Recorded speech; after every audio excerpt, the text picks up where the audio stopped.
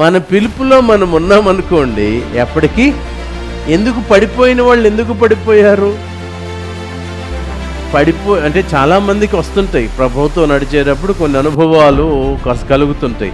బలంగా ప్రార్థన చేసుకునే నీవు ప్రార్థనే చేయలేకుండా పోయావు.